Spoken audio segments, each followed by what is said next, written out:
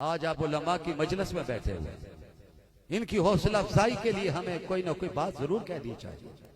मुश्किल तरीन हालात से गुजर रहे, ये अलग बात है कि उलमा के लिए 25,000 का ऐलान भी हो चुका। कितनी बड़ी खतीर रकम का ऐलान हुआ है। मरियम साहिबा, इन मौलवियों को 25,000 नहीं चाहिए। तुम्हें अगर हमदर्दी है तो मस्जिद के बिल माफ कर दीजिए।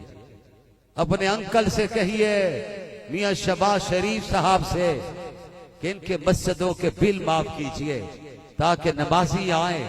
आइमा आपके लिए एयर कंडीशन चला के रखें, इसलिए एयर कंडीशन वक्त पे बंद कर देते हैं।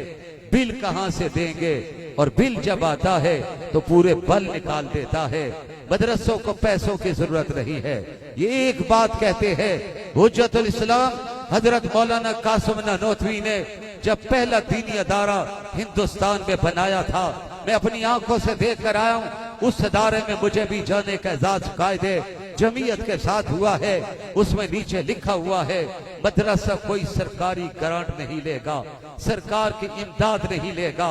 हमें इस छोटी सरकार की इमदाद की क्या जरूरत है? हमें जरूरत है तो बड़ी सरकार की इमदाद की जरूरत है, और अल्लाह के फजल से उसकी इमदाद आज भी मौजूद है। मदरसों में बेहतरीन खाने दिए जाते हैं, बच्चों के लिए कपड़े, मेडिकल कहां से आता है? अल्लाह भेजता है। कुरान खुलता है, अल्लाह रिज़्क भेजता है।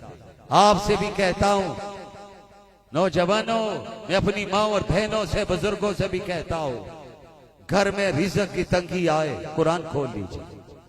परेशानी आ जाए, कुरान खोल लीजिए, सजदे में पड़ जाइए, इस्तिग़फार करते रहिए। खुदा की कसम उठा के कहता हूं, कुरान आप रोजाना खोलिए, इस्तिग़फार कसरत से कीजिए, नबी पर दुरूद पढ़ते रहिए।